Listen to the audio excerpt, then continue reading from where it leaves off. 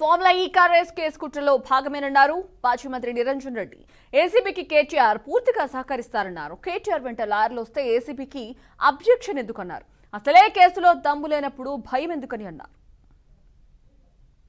న్యాయవాదులు నిరాకరించి తప్పని పరిస్థితి కల్పించినారు కాబట్టి కేటీఆర్ గారు ఈ రోజు చెప్పదలుచుకున్నటువంటి అంశం ఏసీబీ అధికారులు కోరినటువంటి అంశానికి లిఖితపూర్వకంగా వారి న్యాయవాది ద్వారా వారి కార్యాలయంలో ఇప్పుడు అప్పగించి రావడం జరిగింది. కేటీఆర్ గారు కోర్టులో కానీ కోర్టు బయట కానీ ప్రజాక్షేత్రంలో కానీ ఏసీబీ కేసు కావచ్చు, రేవంత్ రెడ్డి సర్కారు పెట్టేటువంటి ఇతరత్ర ఏమైనా కావచ్చు, చేస్తున్న ఆరోపణలు కావచ్చు, ఈ శుద్రమైనటువంటి రాజకీయ క్రీడ ఇది ప్రతిపక్షాల గొంతు నొక్కడానికి తాము అమలు చేయలేనటువంటి హామీలను ప్రశ్నిస్తున్నప్పుడు దానికి ఒక దారి వెతుక్కోవడమో సాకు వెతుక్కోవడమో ప్రజల యొక్క దృష్టిని మరల్చడం కోసం చేసేటువంటి ప్రయత్నాలు ఇవన్నీ చాలా సులభంగానే ప్రజలకు అర్థమవుతాయి.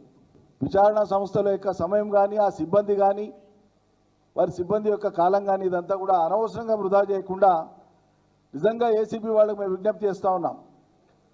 ముఖ్యమంత్రి గారు పరోక్షంగా ఇచ్చేటువంటి కొన్ని హోదాల పరమైనటువంటి నజరాలేమైనా ఆశ చూపిస్తే దయచేసి చట్టపరిధి దాటి అతిక్రమించి మీరు ప్రయత్నాలు చేయకండి, అది మంచిది కాదు.